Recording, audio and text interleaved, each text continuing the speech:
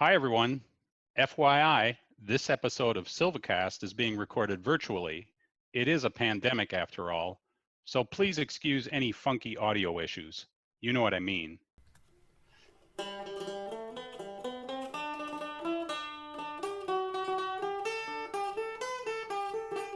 Welcome to SilviCast, the podcast about all things silviculture. My name is Greg Edge. And I'm Brad Hutnick. And we are both silviculturists with Wisconsin DNR Division of Forestry and your hosts for today's show. Well, Brad, I got two words for you. Microstygium viminium. Now, excuse my poor Latin. So why are we discussing Japanese stiltgrass? Well, to quote George Costanza, Greg is not happy. Greg is getting upset. See, I love that we get all of our favorite shows involved in this. It shows how we actually use our time, right? Like Yeah. People might think that we're digging into things, but we're just. There's nothing in life that can't be explained by a Seinfeld episode. I'm all about that. So, but you're not happy about stiltgrass, and right. And I've never seen it, but I've heard it's super invasive, and it can really, like, you talk to foresters in the South and it just takes over forest understories. So I can see why that, but I don't know. So this just came out of the blue. Is this like a personal thing or something else going on with it? It is personal. So Japanese stiltgrass was found in La Crosse County on the Cooley Experimental Forest. And as you know, Brad, I used to be the property manager there. So I care quite a bit about that property. And no, I know what you're thinking. I didn't move it there. You can't prove you didn't put it there, but you can't prove that you didn't put it there either. All right. Yeah. Well, and unfortunately, it's the first find of Japanese stiltgrass in the state of Wisconsin. So yeah, I'm not happy about it. Well, today's show will be the salve to soothe your bitter soul, Greg. They say there are 4 things you can do in silviculture: cut something, kill something, plant something, or do nothing. Today, we're going to talk about how to kill something. Hey, I like that saying. That's like the haiku version of the Silviculture Handbook. Yeah, and there are several ways to manage vegetation. We can do it a manual technique, a mechanical, biological, cultural, or chemical. And today we're going to talk about the sometimes controversial but often useful subject of forestry herbicides. We have 2 guests today that have years, actually decades, of practical experience working with forestry herbicides. Help me welcome Rick Schulte from Nutrien Solutions and Lee Shambeau of 4 Control Inc. Hey, Brad, is it pronounced herbicides or herbicides? I don't know. Is it tomato or tomato? I don't know. I just thought that was interesting.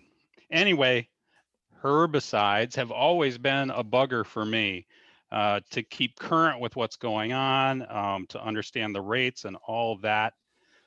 But I know that we rely on chemical control in so many situations. It's a really important part of our toolbox for tree plantings, for timber stand improvement, for invasive control, etc.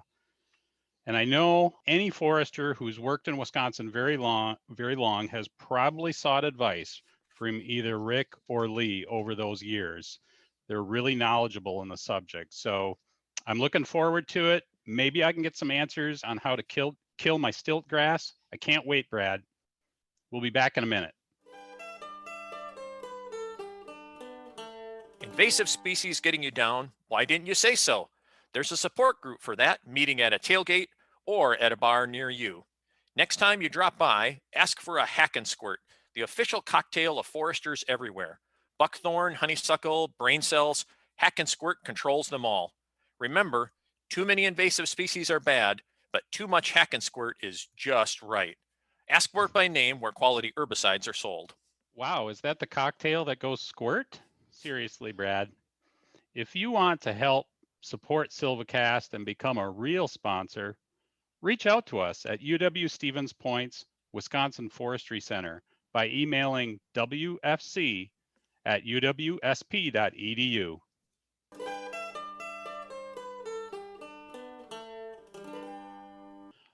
Okay, welcome back to SilviCast, folks, and welcome Rick and Lee. Thank you for joining us. on SilviCast. I know it's probably on your bucket list to do, so we wanted to get that off of there right away. You're welcome. This should be good. Yep. Now, anyone who knows herbicides and TSI in Wisconsin has heard of you guys, and because you guys have been involved in a lot of past recommendations. How did you guys get involved in doing what you do? Lee, you want to go first?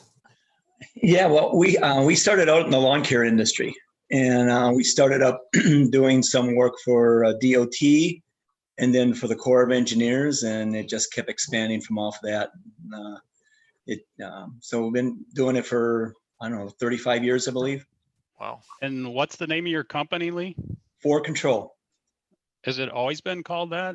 No, we started out as when we had the lawn care, we started out as Environmental Energies. We sold that, and a company that bought it wanted the name of that company also. So they took that, and then we switched over to For Control. Early 90s, I believe it was. Yeah, as Okay. long as I can remember, since I've been around. Rick, how about you? This could take all day with the number of companies that he's been with. Yeah. My first invasive species though was garlic mustard, and it came out of Rockford, Illinois, or Winnebago County. And Vicky Nuzzo, if you ever hear her name, she's the one who told me that they had this weird plant down there. It was called garlic mustard, and it was an invasive plant, and I didn't know anything about it. And she wanted to start working with it and controlling, and so we did test plots and stuff, and we sprayed it, and that's where my invasive species work kind of came about. And Rick, when was that? I started in 91, and I think that was about 92. Yeah, I started in 92 with DNR. I think it was 92, and you've been around as long as I have, because I remember we used to do tree planting workshops, and you used to give recommendations about herbicides and what was working and what wasn't. And yeah, those are a lot of fun with Dave Hall and stuff. Those were a lot of fun. Yeah, yep, those were good. Yeah. So both of you have lots of years of practical experience working in the area of herbicides and forestry. And just to be clear, by that I mean kind of the full gamut, from tree plantings to timber stand improvement to invasive species control, and even like community restoration and stuff. So over those years, what changes have you guys seen just generally in this business of forestry herbicides? What sticks out to you about how we use them, or even how we think about them? I think what's on the herbicide, we've seen products coming out now that, we really can't use the word safe, I guess, on anything, but it's more environmentally friendly. The reduce risk factors on a lot of the products. They come out now, sometimes actually quicker than I think the manufacturers are ready for them, because they're more suitable for people handling them, usage and everything. And then the rates have been a lot lower on products now too. So I think the safety factor has greatly increased in the herbicides come out from what we've seen in years ago. I would agree with Lee. I think the low use rates, I think the product Transline is kind of a good example. Before Transline came out, people were using Garlon and 2,4-D. I mean, they were using quarts an acre or a higher percent, and then Transline came out, and we're only using maybe 12 to 16 ounces per acre. And the price was more per unit, but the use rate was way down. So I think basically starting in the mid 1990s, they started looking at lower volumes per acre. It's not that they're more toxic, it's just they're more effective on the plant species, and their ability to determine which herbicide will be most effective at, controlling thistle or parsnip or something like that. So they know the answers more quickly now before they come off the market. And I think lower use rates and a lot of them are lower toxicity too. And it seems like whenever you get foresters together, we talk about this stuff, and we always have a lot of questions about herbicides, and you were just started to go into some of those. What do you think foresters struggle with the most when dealing with herbicides? And I think I think the struggle is knowing what product to use and what rate to use. And that can vary because there's so many different variables out there to really pin down and say this rate is the catch-all for everything, because there's too many different variables out there. But I think trying to figure out for the plants they're trying to control which product to use and what rate to put on. I would agree, 100% agree. And what rate to use and what herbicide to use. And then, so that got to be when we started, and I've known Lee since like 1991, 92 too also. So we've worked closely together for many, many years. And then, so Lee obviously is an applicator, and he was seeing more opportunities to spray, buckthorn and garlic mustard and stuff. And so that he had a lot of the same questions and how to mix these things. So if you have a 240 or a Garland or something like that, how do you mix it in a backpack? That was one of the main questions we always get. So how do you equate that to backpacks? And then that's why Lee and I kind of came up with that recipe sheet. So we had so many questions from so many people starting out in invasive species. And you foresters are not, any different. Same questions. What do I do? So instead of reinventing the wheel all the time, that's why Lee and I came up with that recommendation sheet. I know I've struggled with two things over the years. Is one, I just don't use herbicides enough to keep up with all the changes. So that's why I've relied on calling you guys for help in that area. And then I would agree the rates, because like the labels and stuff, the rates are so wide ranging, and it's just very difficult to tell, what you should be using. So a spoiler alert, you guys put together kind of this recipe sheet or card, and that's got great information on it. We're going to have it available on the show notes for people to take a look at. So that'll be great. So should we just maybe jump right in? We've got a rogues gallery of different species and a lot of things, because we'd really love to pick your brains and try and get a lot of good information out there. Personally, it seems like every time I'm out, I'm looking at invasive shrubs as one of those primary culprits. So thinking about things like buckthorn, Lee, is there a particular, I know we've got lots of different control methods, lots of different, cutting techniques and herbicides we can use. Are there techniques that you've seen more recently that you say, hey, that's really got some, maybe got some staying power or application? I think what we're seeing is people, a lot of homeowners now or landowners are trying to get buckthorn under control. They may have known a little bit about it, but it seems like it's gotten so thick in some areas that they need to control it. And then it's always like, well, which direction do I go? Do I come in there and try to foliar spray it? Do we basal treat it? Do we go ahead? Should we mow it down first or cut it down first? And that's what changes everything when you come into doing your rates also, because we've done situations for, they did a fecon mower or harvest and mowed it all down, and then we came back afterwards. But you had species or ones there were from 1 inch diameter to maybe a 6 to 8 inch diameter tree. So now you come in there and try to treat it with a standard, say a 2% Garland 4 mixture, and you just don't get the good results because there's not enough regrowth there, or the tree's root was so big you can't get enough herbicide in there to control it. So we've been now changing those recommendations up to that, probably up to a 5% solution. But then it also changes what you're using for application equipment. If you're doing a backpack application, you're generally not putting on as much product on there versus using an ATV or a UTV where you get more water volume on there.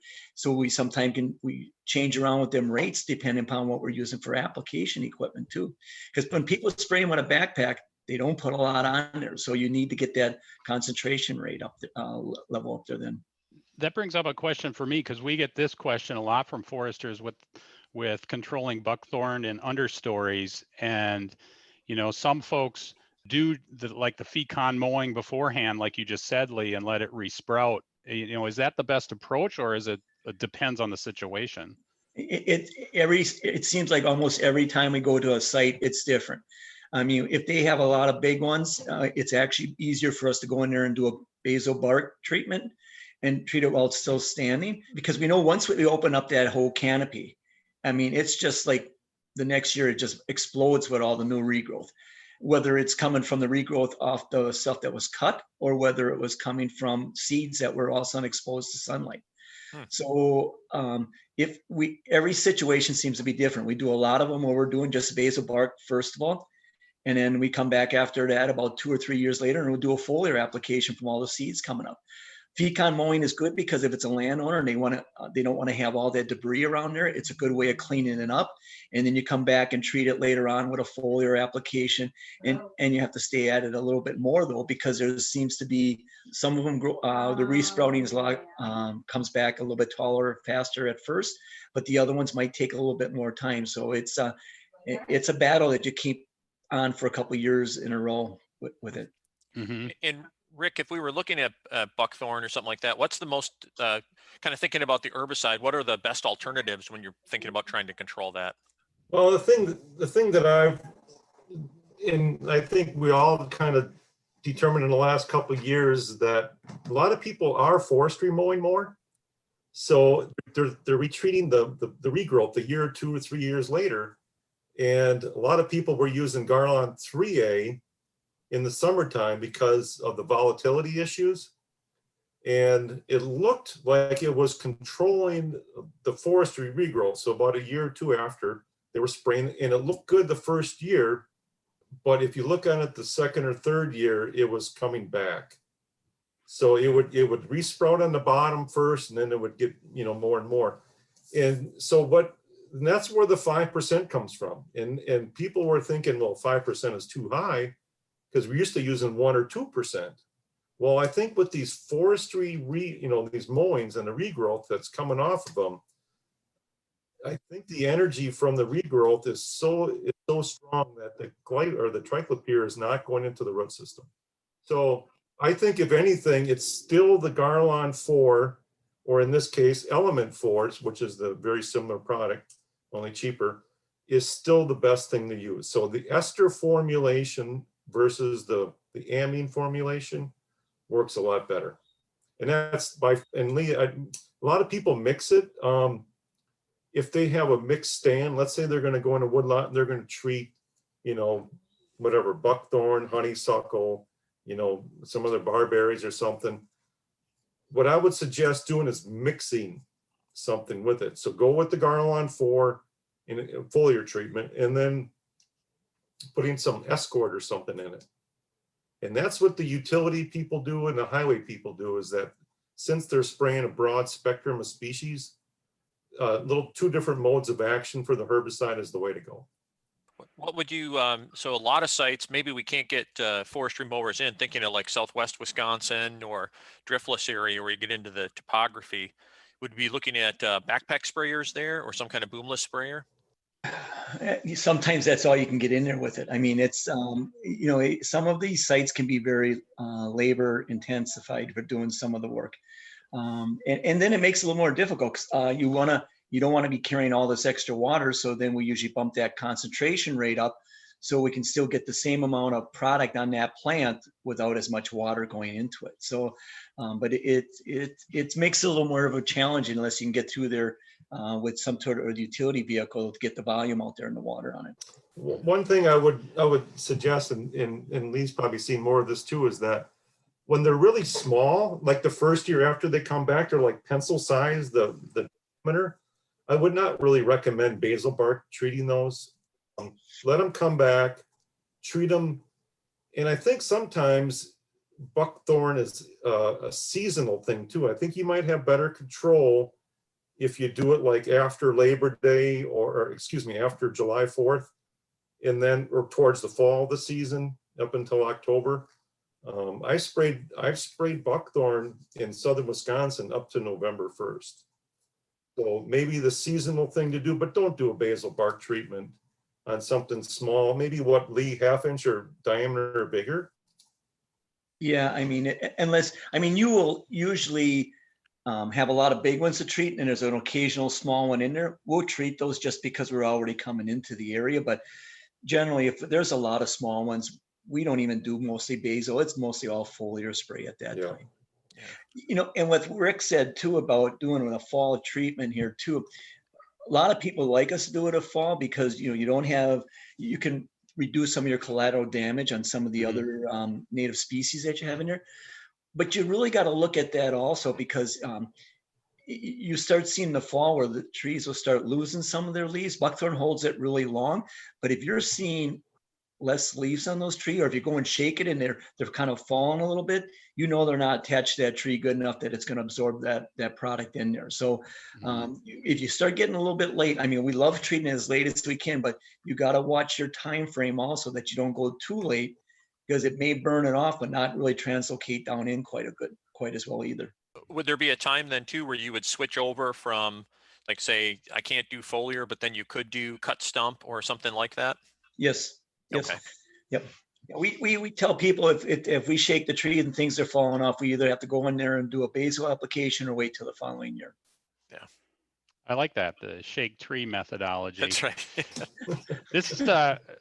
This segment, we were going to have like a rapid word association. We give you a shrub and you guys tell us the first word that pops into your mind. Oh, I like that. But we don't want an explicit rating, so we had to yeah. But Brad started out talking about shrubs, and that's something that foresters are dealing with a lot in terms of forestry herbicides. And I would just name off the biggies besides the buckthorn, the honeysuckle, and the autumn olive. We deal with that a lot by us, barberry. Are there any significant differences with how you would treat that compared to what we're talking about with buckthorn? Or is it really individualized? Do you have to assess the situation and target the method and the chemical to that? I think what we're getting called more and more into for regenerations in a lot of sites for the DNR, and we're seeing, instead of just buckthorn, all these other species that you're talking about, but we usually have to tweak the formula, kind of like what Rick said. We've been adding something else to it, because garland by itself sometimes doesn't do a really good job on honeysuckle, maybe not doesn't do a good job on witch hazel, or ironwood. So we've been adding some other herbicides with it. If we're doing a basal bark application, we may be adding something like Clash to it, a dicamba product. But again, all these, sometimes when you add these, you always got to look at the situation on what your treatment is also. We have some sites where there might be like black locust and we want to add maybe some milestone to it. But again, we have to be cautious in there, because what other species do you have in there that could have some pickup of the product also? We don't see that problem really much with a basal application, but when you start going in there and doing a foliar application, you do have a little bit more tendency to maybe see some of those injuries happening to other species. And that's a good point. It sounds like, if you're a contractor and you're looking at some of this work, we're thinking about the rates and the kind of the herbicides and things like that. But you really, first off, you need to know what you're trying to treat and maybe those sizes of it, right? So you probably want like as good of information as you can get about, here are the things that are present and any limitations maybe on when you can treat those. Yes. Yeah. Japanese barberry is a really good one. We see it in a lot of open areas, but we see it in woodland areas also. Well, any herbicide that you want to use to control Japanese barberry is one that really has to translocate into that plant itself. So because of that characteristics of those herbicides, you could also have that translocation happening to neighboring trees right next to it too. Where I've seen probably the most issue, Brad, with that is conifer plantations. If you have a landowner that has, let's say, white pine or red pine, or any kind of pine really, and then you don't do anything, and next thing you know, there's a bunch of black locust coming up to it or through it, and then you want to treat the black locust in a conifer stand, well, then you're going to have to be a little bit more selective, because usually they're sandy sites, and black locust, you need a good herbicide that translocates through the big root system. So you got to kind of watch the herbicides that you use there. Yeah. I remember on black locust, Rick, that was a call I made to you a number of years ago. Like, how do I kill this? I had 5 acres of black locust. Yeah. In a conifer plantation? I think it wasn't a conifer plantation. It was just black locust. Yeah. So was there anything particular about that species that foresters have to be aware of? I know you mentioned the big root system, the ability to sprout back. Well, we did some projects down over in La Crosse too, where there was we were working with black locust, and one thing I think a black locust and a chainsaw, it just pisses it off a little bit more. And it just doesn't like it. So I know Rick and I maybe don't agree 100%, but I don't like treatment of stumps with black locust, because it seems like we can treat the stumps and it stops that stump from growing, but I see a lot of suckering coming up and shoots coming up down the field from that tree. So I'd rather leave the stump grow back and just deal with that one regrowth on that stump versus all the suckers coming off the root system. But I think it also depends when it was cut also. I think that when cutting and treatment was done, it has some variable, because I know some of the people we work with in utilities for power lines, sometimes they'll have good results and sometimes they don't. I think timing is a big issue on that one, but black locust does not like a chainsaw at all. And one advantage we had down there, I mean, milestone works really well, but if you get into a woodland situation, you could have some pickup off of there. So transline's then a good alternative, because transline's safe around pretty well all other tree species. It just seems, I think the milestone's a little bit more effective. So it depends, again, in that situation, where are you doing your treatment, or what else do you have in there? If it was an open area more, I'd go with the milestone and go at a stronger rate. And then, but if it's an area in a woodland area, I think I'd probably go in there more with transline instead. If we're doing foliar application. Basil, again, I don't think with basil we see that pickup of off right away pickup. Yeah, I think the other thing, Brad, with black locust is we got to plan to come back. So no matter if you cut it and then treat the stump, there's always going to be root sprouts or sprouts from seeds. So plan on coming back and do a foliar application. I would say anytime the following year from the cut it. And then I wouldn't do it anytime before July 4th. It seems like the herbicides like Transline, before July 4th, the growth on the black locust is so aggressive that the herbicides don't seem to affect it. So I always saw July 4th or later to spray the foliar, the leaves of the black locust trees. So just plan on coming back to spray them at least a year or two after. Yeah. Does it seem like, as a clonal species, do you see like a herbicide moving through the clone as a whole, or do you see only like parts of the clone, or do you have to make sure that your application is, it's kind of funny because I've always thought about clones, like does the herbicide have to be consistent across that, or will a clone move the herbicide around on its own? We have seen some injury coming from a clone going in further than we sprayed, but it didn't kill it off. Yeah. I mean, we saw activity happening to it, but there wasn't enough in there that it just maybe yellowed off the leaves, but it probably would come back again the year after that. So, I mean, it would be nice, but it doesn't work through. Yeah.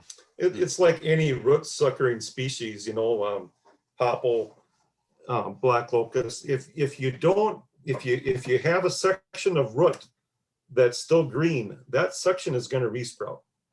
So that's the problem with these clonal species. Even like if you deal with like cattails or phragmites, same thing. If you have a piece of that root section that's still green and growing, it's going to grow. So you have to treat all the stumps and all the clumps of black locust in this case. Otherwise, you're going to have a problem. Okay, that reminds me of a species, back to the word association, reed canary grass. Any experience with that? I know Brad and I have both tried to deal with it, being floodplain foresters. Yeah. We did trials probably over 10 years ago for Fish and Wildlife on some projects, trying some different techniques and products. And I think one thing, what I noticed from off of doing those were, if you have a big site with a lot of reed canary grass, I think if you can mow this off before seeds and then come back in the fall of the year and do a treatment, and generally at that time we're using glyphosate, we were using rodeo aquatic glyphosate at a 7% solution.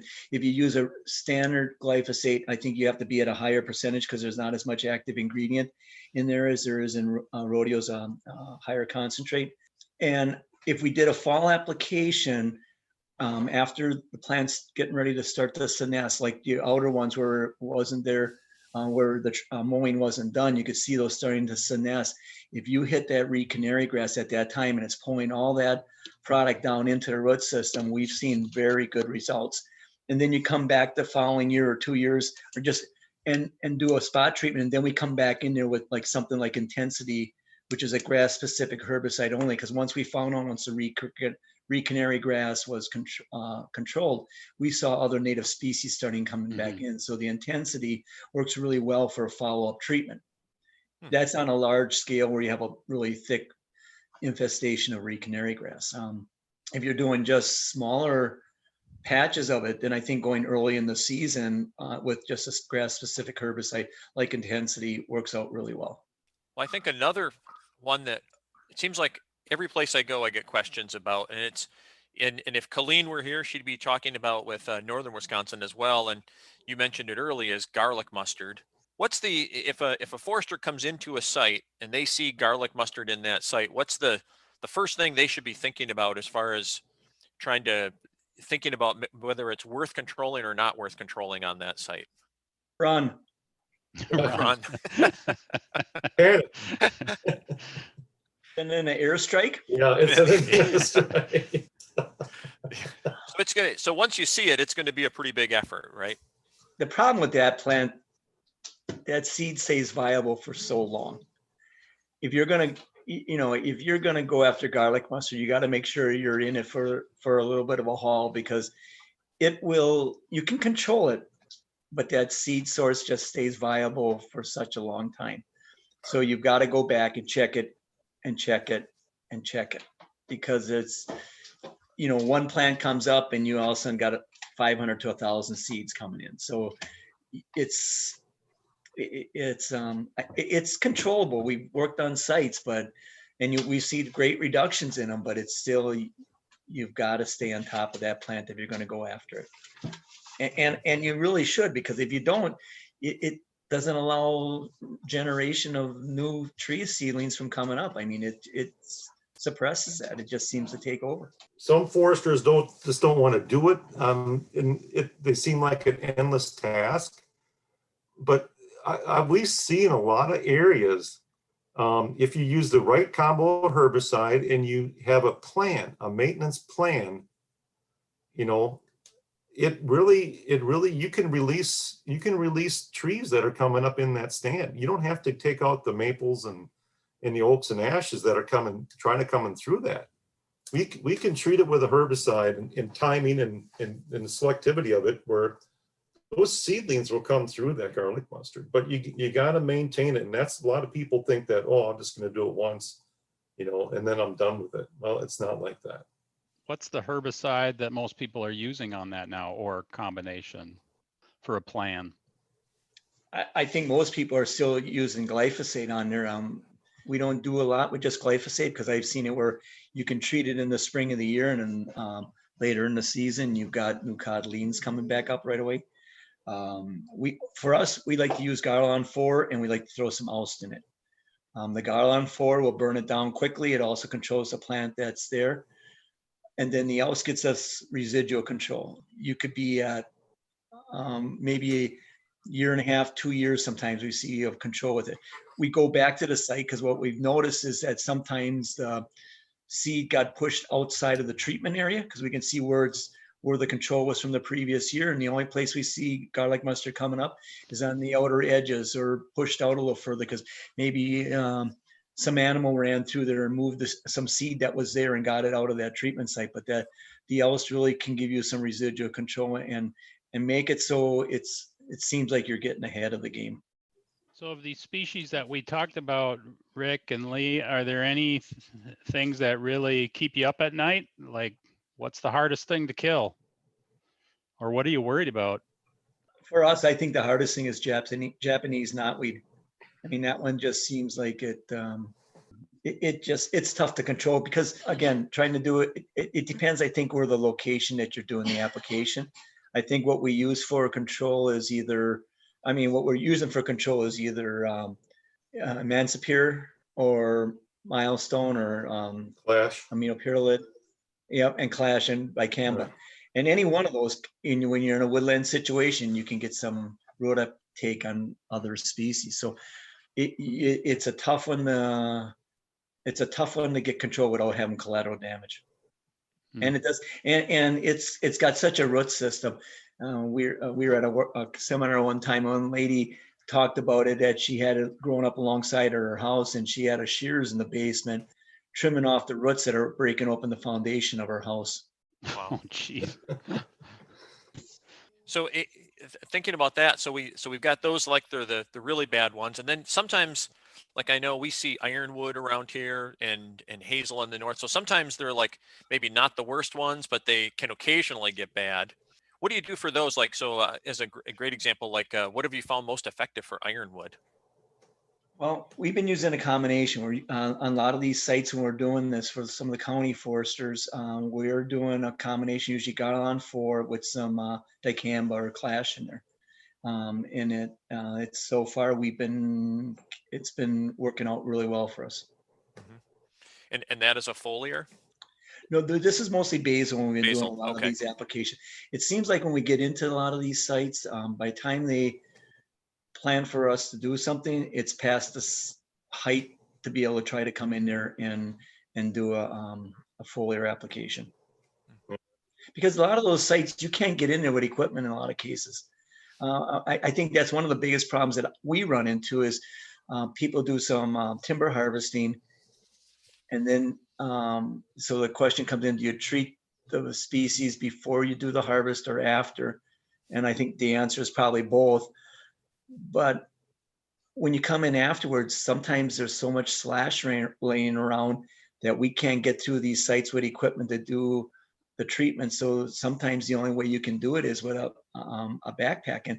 And I think we've been trying to recommend for foresters or to, at least when they get done, go through with the machine and at least make a path like every, say, 40 or 50 feet, just so we have an access to be able to get through there to do a follow-up treatment. Or if it's not us, even if it's for the landowner who may own that property, that you have some means of being able to get in there and control these invasives after the harvest is being done, because sometimes the slash is so bad you can't get through there unless you have some sort of forestry equipment that's going to be able to handle going through it. I think that's a really good recommendation, is thinking about that timber sale and those treatment plan, as you said, Rick, after the timber sale and planning for that. Kind of, I know from a forestry standpoint, and the ag side of it doesn't always have these issues, but we have a lot of these application issues dealing with forestry because we're in rough terrain. We have dealing with slash, existing vegetation. So I know, Lee, you had mentioned earlier, you hear a lot of questions about backpack sprayers, and obviously that's an important tool. I know one of the challenges I've always had is calibrating those. Is that a question that you get often? Yes, and probably the most important thing to do if you're going to do spraying is calibrate, and then calibrate, and then calibrate. Those are the three most important things to do. And it's difficult because, if you're doing something like maybe garlic mustard, it's a little bit easier because you're just, it's like almost treating like the ground, so you've got a square footage. But now when you're trying to spray brush, now you got the volume of how wide is like if it's a bush like honeysuckle, it comes off from that one main stalk, but it could be very bushy, and you have more product to go around trying to get all the leaves. So now instead of looking at like a quantity per acre, you're really looking at a % solution instead. So it changes up, and then that's where you have to, you learn as you go on because we've noticed it, even the difference with just who the person is doing the application, because not everybody sprays the same. Everybody is different. And I think even and Rick, you can maybe refer to on that recommendation sheet why we've got different things listed on there also. Yeah, different sprayers you get at Farm and Fleet and such, and Northern Tool, they come up with different spray nozzle tips, orifice sizes. So a lot of them will put out a lot of volume. Some put out little mists. So I mean, you got to determine how much water you're putting out. if I'm spraying, I'm going to spray like Lee was saying, different than he. I might get it more wet. He might just barely miss it on. So calibration is key. It's not so much key like Lee was saying when you're doing a foliar treatment, but if you're definitely going to do a prairie restoration or work in a prairie to do parsnip control and even reed canary grass, and that's kind of important too. And the same with like Phragmites or cattails. I mean, you should kind of know how much water your sprayer is spraying per acre. And then that way we can mix it right. I always gave Rick a hard time and saying, we were out there trying to spray to make money, and he was out there trying to spray to sell herbicides. Still am trying, Lee. I'm still trying. I know some of the stuff you guys sent us too, that I think there was a backpack sprayer, kind of just how to calibrate and think about that. We can get that on the show notes as well. Well, I think this conversation, it's kind of come around to like a lot of things in silviculture, it depends on the situation, right? And I think something you mentioned, Rick, is really important, is to assess the situation carefully that you're dealing with and develop a plan of attack to go about that in a realistic way. And that includes not only the chemical, but also the timing and the methodology or the application method. Especially so if you have a landowner or if yourself are going to plant trees. So you got 10 acres, you're going to put in whatever, red pine. Have a plan to spray it the year before you put the trees in. We have so many more options of using, residual herbicides, stronger herbicides, that it's going to do a lot better job of controlling the weeds before you plant a tree.